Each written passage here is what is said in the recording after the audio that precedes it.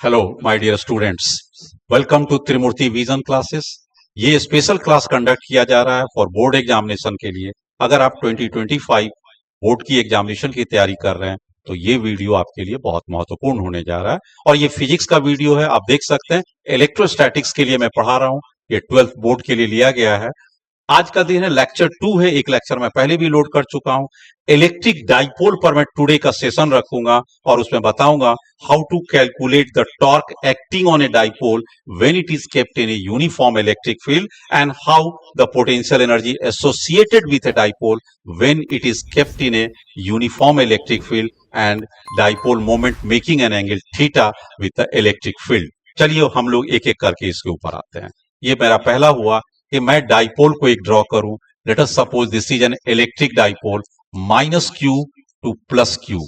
दोनों के बीच की पोजीशन को आप ले लीजिए, इस पोजीशन को भी डी ले लीजिए और इस पोजीशन को डी। This is centre. तो व्हाट इज डाइपोल होता क्या है? When two equal and opposite charges separated by a small distance they constitute a dipole. और डाइपोल की सबसे इंपॉर्टेंट चीज होती है dipole moment, so called P मैंने दिया, that is called dipole moment. अच्छी बात है। कहिएगा सर यहां तक जानते हैं, बिल्कुल जानते होंगे, आप लोगों को अच्छी आइडिया। केवल मैं रिकैप्चुलेट करा रहा हूं आपको एक बार तुरंत के लिए। अब मैं इसे यूनिफॉर्म इलेक्ट्रिक फील्ड में रखा। आप देख सकते हैं this is uniform. Uniform electric field किसे कहते हैं? When the electric field direction at all the points are same and the magnitude of the electric field at all the points are same, then it is called uniform electric field। और इसको symbolically मैंने E दिया। So what is the directions of electric field? Along the x positive direction। What about this? This is called theta। Theta is the angle between E and P। ये भी E है। So what is theta? Theta is the angle between E and P। E क्या है बेटा? Electric field. And P क्या है? That is the dipole moment. ये आप डाइपोल मोमेंट का डायरेक्शन देख सकते हैं। यस। अब प्रश्न ये उठता है कि जब भी किसी इलेक्ट्रिक फील्ड में कोई चार्ज आता है तो उस पर फोर्स लगता है। चूंकि ये नेगेटिव चार्ज है, पीछे की ओर फोर्स लगेगा F1। ये फोर्स कितना लगेगा? QE। माइनस साइन नहीं दिए चूंकि डायरेक्शन कवर कर चुके हैं। और इस दिशा में फोर्स कितना लगेगा? F2 and that must be equal to QE लगेगा। यहां तक आ गया। अब मैं इसमें कर क्या रहा हूं, निकाल क्या रहा हूं? तो टॉर्क कैलकुलेशन में आपको निकाल रहा हूं। टॉर्क एक्टिंग ऑन डाइपोल ये निकाल रहा हूं। आपको बेसिक टॉर्क के लिए क्या होगा आप ये देखिए, किस पॉइंट पर? टॉर्क एट पॉइंट O ले रहे हैं। चलिए टॉर्क के लिए टॉर्क इज इक्वल टू क्या होता है? क्योंकि दो फोर्स हैं, एक F1 है और एक F2 है। एक के लिए ये डिस्टेंस को F1 वाले को ये R1 मान लीजिए और इस डिस्टेंस को R2 equal to be D, R1 भी इक्वल टू डी। तो बेसिक रूल क्या होता है? R1 क्रॉस F1 होता है बेटा, प्लस क्या होता है? R2 F2 होता है क्रॉस प्रोडक्ट में। This is the basic law. ये आप लिख दीजिए। नोबडी केयर्स कि आपको ये R1 और F1 बताने की जरूरत है। टॉर्क कहां पर ले रहे हैं? O पॉइंट पर ले रहे हैं। R1 कितना है? किस फोर्स के लिए? इस फोर्स के लिए। तो यहां से इस दिशा में जाइए, that is the direction. R1 के जगह पर R के जगह पर D है। क्रॉस दीजिए, वेक्टर का साइन दीजिए। F1 के जगह पर QE है। अब इसकी डायरेक्शंस को देखिए तो किधर होगा बेटा? इसको पहचानिएगा आप लोग। This is the R1 unit vector. R1 को जब आप कर्ल करते हैं F1 तो किस साइड जा रहा है? टॉर्क की डायरेक्शन अंदर की ओर जा रहा है। आप अंदर की ओर जाइए। अब आप इस पॉइंट पर आइए, टॉर्क कितना लग रहा है? फिर से इस फोर्स के द्वारा इस पॉइंट पर एक बार फिर इस फोर्स की देखिए दूरी कितना है? That is R2 is again D दीजिए। क्रॉस प्रोडक्ट लीजिए, किसका फोर्स है? F2 है और F2 इक्वल टू क्या? QE। जरा सा इसके भी डायरेक्शन को चेक कीजिए किस साइड है। देखिए ये आपका D की डायरेक्शन है, R2 की डायरेक्शन और E है। कर्ल कीजिए, ये भी किधर जा रहा? अंदर की ओर। कट कीजिए तो both the force are going in the same direction, therefore ये साइन क्या होगा? एडिटिव का होगा। सो अब टॉर्क क्या हो गया? सेम चीज दो बार आया है, आप तुरंत लिख सकते हैं 2D इंटू QE। कहिएगा हाँ ये तो सही है। अब आप यहां पर आ जाइए, 2QD। Q स्केलर क्वांटिटी आप कहीं भी लिख सकते हैं। आप पोजीशन को रीचेंज कीजिए। अब टॉर्क अबाउट पॉइंट O कितना होगा? 2QD को हम लोग कहते हैं डाइपोल मोमेंट। इसीलिए डाइपोल मोमेंट क्या हो गया? टॉर्क इज इक्वल टू हो गया 2QD एंड क्रॉस E हो गया। 2QD क्या होता है? That is called dipole moment P cross E। तो torque at point O is equal to P cross E. Board level के लिए स्ट्राइकिंग क्वेश्चन है। अब देगा which two vectors are perpendicular, which two pairs are vector perpendicular, ये board का question है। Are perpendicular to each other, हाँ, तो टॉर्क में क्रॉस प्रोडक्ट का रूल होता है कि टॉर्क का जो पहला होता है परपेंडिकुलर टू इस वेक्टर के, और दूसरा क्या होगा, torque at is perpendicular to E vector पर। तो ये नियम हो गया। तो टॉर्क किस पर हो गया, निकल गया। लेकिन इसको टॉर्क को हम लोग लिख सकते हैं मैग्नीट्यूड के भी फॉर्म में। टॉर्क का मैग्नीट्यूड ओ पर क्या होगा, तो that is called P E sine theta, where what is theta, angle between P and E. P and E है, हाँ, समझ में आ गया, ये ठीक बात है। अब आपसे पूछ सकता है कि टॉर्क का मैक्सिमम मैग्नीट्यूड कितना होगा। ध्यान दीजिएगा, टॉर्क का मैक्सिमम, तो साइन थीटा की मैक्सिमम वैल्यू 1 आ सकता है, तो this is the maximum value.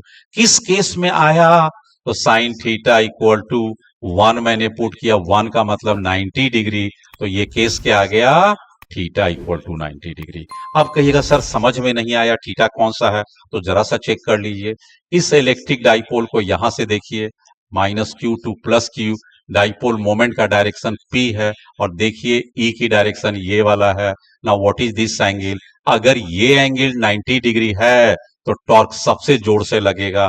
तो टॉर्क की मैक्सिमम वैल्यू कितना हो सकता है, अभी के मुताबिक मैग्नीट्यूड में पीई होगा, किस एंगल पर, 90 डिग्री पर। हाँ, एक और पॉसिबिलिटी भी है, वो क्या है, ये भी चेक कर लीजिए। ई, अगर इस साइड माइनस क्यू है, इस साइड प्लस क्यू है, अब की डायरेक्शन ये हो गया, ये एंगल कितना हो गया, सर जी 270 डिग्री हो गया। तो टॉर्क फिर मैक्सिमम आएगा किस एंगल पर, 270 degree from the x positive direction. Torque समझ में आ गया। टॉर्क मिनिमम कितना होगा, टॉर्क की मिनिमम वैल्यू कितना हो सकता है, एक बार फिर आ जाइए, पी साइन थीटा, जब थीटा की वैल्यू 0 दे दीजिए या थीटा की वैल्यू 180 दे दीजिए, अब टॉर्क मिनिमम कितना आ जाएगा, तेजी से पकड़ लीजिए, पकड़ लिए होंगे, पीई साइन 0 इक्वल टू 0, ये 0 लगा दीजिए, तो टॉर्क मिनिमम होगा ही नहीं, 0 हो जाएगा। लेकिन किस कंडीशन में हुआ, तो जरा सा एक बार फिर चेक कर लीजिए। मैं आपको ये डायरेक्शन दे रहा हूं, आपकी डाइपोल मोमेंट की डायरेक्शन ये है, और ये रहा इलेक्ट्रिक फील्ड की डायरेक्शन। क्या आपको दिखा कि डाइपोल का डायरेक्शन और ई की डायरेक्शन दोनों पैरेलल है। What about the theta, 0 degree. इस टॉर्क में टॉर्क की वैल्यू क्या है, 0 डिग्री। एक और भी कंडीशन आ सकता है, वो क्या हो सकता है, ये भी देखिए, minus Q plus Q, dipole moment की डायरेक्शन ये, और let us suppose electric field इस दिशा में, तो दोनों इस साइड क्या है, तो E is anti parallel to P है, और यहां पर थीटा क्या है बेटा, 180 डिग्री। टॉर्क की वैल्यू भी क्या है, 0। तो जहां टॉर्क अगर 0 लगा, वहां पर इक्विलिब्रियम कंडीशन हो जाएगा। तो ये किस केस के लिए जाना जाता है, इक्विलिब्रियम कंडीशन। इक्विलिब्रियम कंडीशन में क्या होता है, टॉर्क हमेशा शून्य होता है, नहीं लगता है, अपनी पोजीशन पर रहता है। चलिए, अब आपको मैं क्या बता दूं, दूसरा है calculation of potential energy. Calculation of potential energy, जब आप हमसे जुड़ते हैं, ऑनलाइन हमसे जुड़िए 12th के लिए, बोर्ड के लिए, और मैं गारंटी देता हूं कि आपको 95 प्लस मार्क्स आएगा। मैं ऐसा शॉर्ट बता चुका हूंगा और ऐसा कंसेप्चुअली बता सकता हूं कि आपको अपनी जगह पर रहे रहे आपको कहीं कोचिंग इंस्टीट्यूट जाने की जरूरत नहीं है। ऑनलाइन प्लेटफॉर्म हमसे जुड़िए त्रिमूर्ति विजन से और बेनिफिट लीजिए। चलिए, calculation of potential energy in dipole. अब क्या करेंगे, चलिए कोई दिक्कत नहीं है, बड़े मजे से करेंगे पोटेंशियल एनर्जी। एक बार फिर डाइपोल को लीजिए, ये माइनस क्यू, ये प्लस क्यू। अब आपको मैंने कहा इलेक्ट्रिक फील्ड में रखिए यूनिफॉर्म, अब भी मैंने रखा ई इलेक्ट्रिक फील्ड, ई इलेक्ट्रिक फील्ड, ठीक बात है। ये एंगल कितना है, थीटा है। चलिए, ये भी समझ में आ गया। अब क्या करना है सर जी, तो वही चीज है, इस पर फोर्स कितना लग रहा है, क्यू ई, पीछे फोर्स कितना लग रहा है, इस साइड ले लीजिए, force equal to Q E, sine छोड़ दीजिए क्योंकि डायरेक्शन आपने दे दिया है, एंगल थीटा है। अब आपको इसमें रोटेट करने में, जब आप पहले ऐसे था इस पोजीशन में, आपको कुछ वर्क डन करना पड़ा होगा। हाँ, ये तो सही है। तो what is a work done in rotating dipole? Rotating dipole किस में? Against electric field. आपको इलेक्ट्रिक फील्ड के अगेंस्ट घुमाने में ताकत लगेगा। नाउ वर्क डन क्या होता है? टॉर्क इनटू डी थीटा होता है, जब टॉर्क वेरिएबल होते हैं तो। यहां टॉर्क वेरिएबल है क्या सर जी? यस, टॉर्क वेरिएबल है। कैसे? P sine theta. कैसे वेरिएबल हो गया? थीटा की वैल्यू 0 से लेके 180 तक जा सकता है, तो टॉर्क तो वेरिएबल हो गया। जब ये टॉर्क वेरिएबल है तो डी थीटा दीजिए और एंगल मारिए θ1 से θ2। चलिए एक बार और, वर्क डन टॉर्क के जगह पर PE sine theta into d theta, integrate कर लीजिए θ1 से θ2। अब क्या करें? पीई साइन थीटा की वैल्यू क्या हो जाएगा? कॉस थीटा, विथ इंटीग्रेशन है माइनस कॉस थीटा। क्या करें? लिमिट मार दीजिए यहां पर। अब क्या करेंगे? आगे के पेज पर आइए। तो what is the work done बेटा? Work done equal to minus PE cos upper limit θ2 lower limit cos θ1। इसके माइनस साइन को हटा देते हैं तो आप आराम से लिख सकते हैं। तो ये एक बहुत चैलेंजिंग पार्ट हो गया कि what is the work done in rotating a dipole in a uniform electric field, क्योंकि ये इलेक्ट्रिक फील्ड कांस्टेंट है। ठीक है, θ1 initial angle, θ2 final, P dipole moment, E electric field, कोई डाउट नहीं है। नेक्स्ट है कैलकुलेशन ऑफ पोटेंशियल एनर्जी। आइए, calculation of potential energy.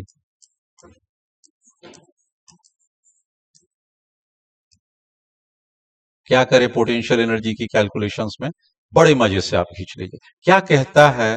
Change in potential energy is equal to work done.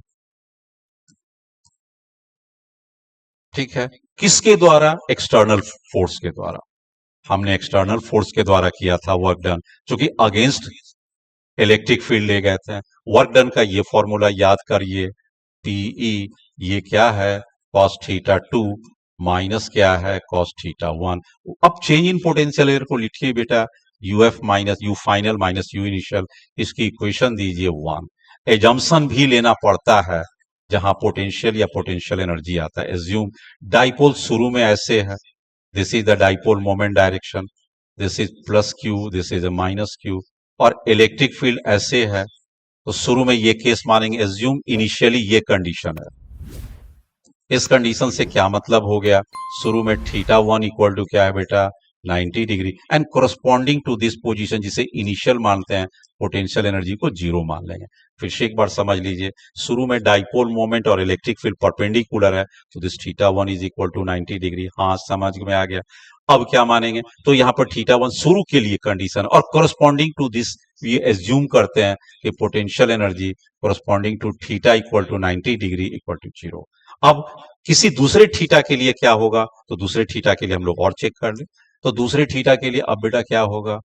अब हमारा ये ऐसे घूम के आ गया, this is the dipole moment, ऐसे ले लीजिए, this is minus Q to plus Q, and this is the electric field. अब ये एंगल थीटा है on corresponding to potential energy theta आपको निकालना है। अच्छी बात है। आपने पोटेंशियल एनर्जी में क्या लिखा था? U final minus U initial is equal to PE, क्या लिखा था? Cos θ2 minus cos θ1। हाँ, ये लिखे थे।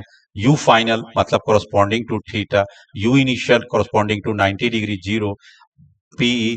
ठीक है, what is this cos θ2? θ2 equal to मैंने क्या लिखा था? और θ1 में क्या लिखा था? That was the 0। θ2 में क्या लिखा था? कॉस थीटा, एंड θ1 में लिया था कॉस 0 डिग्री। ठीक हो गया। कॉस 0 डिग्री शुरू में कितना लिया गया था? कॉस 90 लिया गया था ना, स्टार्टिंग में मैंने लिया था कॉस 90 डिग्री। और पोटेंशियल एनर्जी में negative of the work done है। चलिए इसमें आते हैं। तो what is about this cos θ2? अगर हमने उसके माइनस साइन को चेंज किया था तो यहां पर एक θ1 था और θ2, थोड़ा सा गलती हो गया हमसे, तो यहां पर थीटा 90 डिग्री हो जाएगा और यहां पर कोरस्पॉन्डिंग टू थीटा। अच्छा, ठीक है। आइए, now what is potential energy corresponding to theta? PE, सही है, कॉस 90 0 माइनस कॉस थीटा। इसलिए अब मेरे पास क्या आ जाएगा? U corresponding to theta minus PE cos theta. तो that is the corresponding energy. अब इसको आप कैसे लिखते हैं, potential energy is equal to minus P dot E लिखिए, जो कि पी कॉस थीटा को डॉट प्रोडक्ट में लिख सकते हैं। अब आपके पास आता है कि what is the minimum potential energy, what is the you minimum कितना होगा, कम से कम कितना होगा, तो कॉस थीटा की मैक्सिमम वैल्यू कर दीजिए, तो माइनस पी कॉस थीटा का मैक्सिमम वैल्यू कितना होता है, दैट इज +1, ठोक दीजिए यहां पर +1, यू मिनिमम कितना हो गया, माइनस पीई हो गया। चलिए ये भी बात सही है। अब क्या करें, ठीक है, कंडीशन क्या हो गया, एट व्हाट कंडीशन, तो आपने कॉस थीटा का वैल्यू क्या पुट किया था, 1, that is cos 0 degree, theta equal to क्या हो गया, तो ये बहुत इंपॉर्टेंट कंडीशन है कि 0 डिग्री, किसके 0 डिग्री, मतलब क्या हो गया, ये P हो जाएगा और ये E हो जाएगा, दोनों अगर पैरेलल होते हैं, P is parallel to E, इस केस में theta equal to 0 degree and potential energy minus P. अब एक और आ जाइए, मोस्ट सबसे ज्यादा कितना पोटेंशियल एनर्जी होगा, तो what is the potential energy, that is called you, minimum से मैक्सिमम पर कितना होगा, एक बार फिर आ जाइए, पी कॉस थीटा। अब अगर आप कॉस थीटा की वैल्यू को कॉस 180 डिग्री देते हैं, तो ये वैल्यू क्या होगा, -1, इसलिए यू मैक्सिमम सबसे ज्यादा वैल्यू कितना आ सकता है, अगर ये पॉजिटिव हो जाएगा, और ये पॉजिटिव के लिए -1, तो what is the U maximum, आप आराम से देखते हैं, प्लस पीई, किस केस में यू मैक्सिमम हुआ, that theta equal to 180 degree. हाँ ये तो बात होगी। तो पोटेंशियल एनर्जी कहां से कहां बढ़ रहा है ये देखिएगा, it has the limiting value, कितना लिमिटिंग है, पी से ज्यादा नहीं हो सकता है और माइनस पी से कम नहीं हो सकता है, this is the limiting value of A potential energy. ठीक बात आ गया। नेक्स्ट पर आइए, इसी का लास्ट पॉइंट पर आ गया, stability analysis of electric dipole, stability analysis of electric dipole.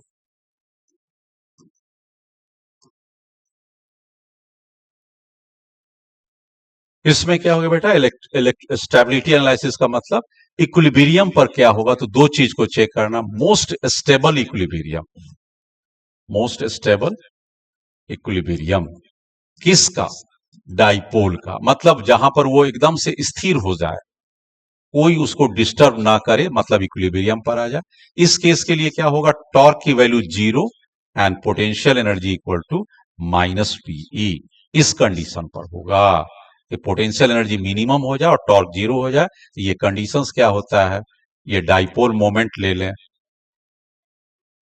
और इलेक्ट्रिक फील्ड दोनों पैरेलल हो जाएंगे, तो ये कंडीशंस याद रखिएगा, P is parallel to E, इसके लिए होगा most stable and equilibrium.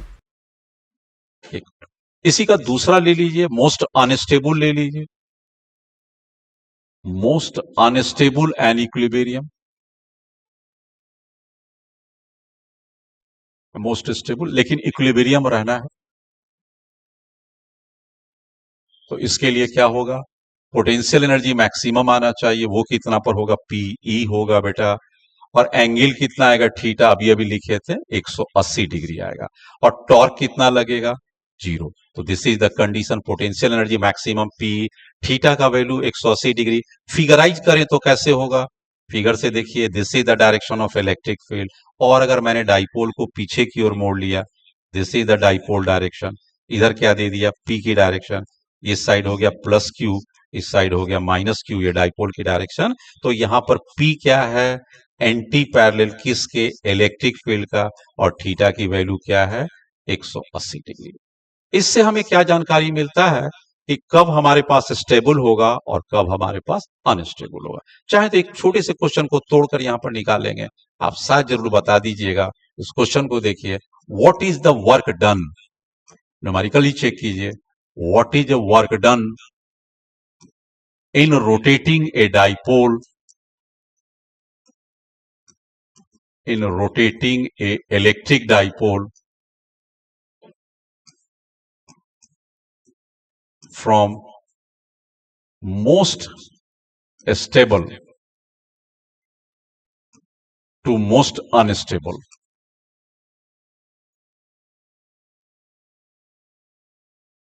equilibrium position.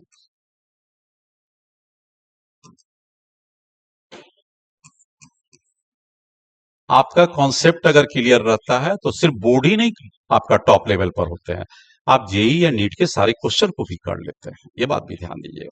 तो मैंने कहा वर्क डन क्या होता है, वर्क डन के लिए क्या फॉर्मूला दिए थे, PE cos theta 1 minus of cos theta 2।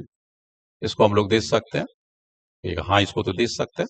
अब आपके पास क्या है, for the given P and E था, for given P and E, इसमें कोई दिक्कत नहीं था, तो पी को रहने दीजिए।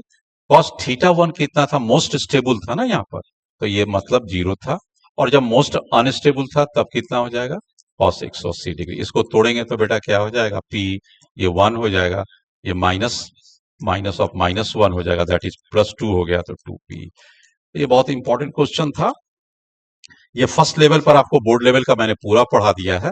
इसी का जितने भी न्यूमेरिकल्स होंगे या वो न्यूमेरिकल सारे कॉम्पिटिटिव में भी काम आएगा, माइंड इट, ये सिर्फ बोर्ड नहीं है, बोर्ड के साथ वेरी कॉन्सेप्चुअल आपके पास आता है जेई और नीट की तैयारी के लिए भी। तो जेई और नीट का जहां से बेसिक की तैयारी शुरू होता है, वहीं से बोर्ड का भी तैयारी शुरू होता है, दोनों को कैटर कर रहा है, इसलिए दोनों एस्पायरेंट के लिए फायदामंद होगा। आप इसे रिवाइज कीजिए, ये लेक्चर 1 था मेरा, लेक्चर 2 था यहाँ पर, रेदर 3 और 4 में आप ऑल हाई लेवल को चेक कर चुके होंगे। Thank you very much for watching the video.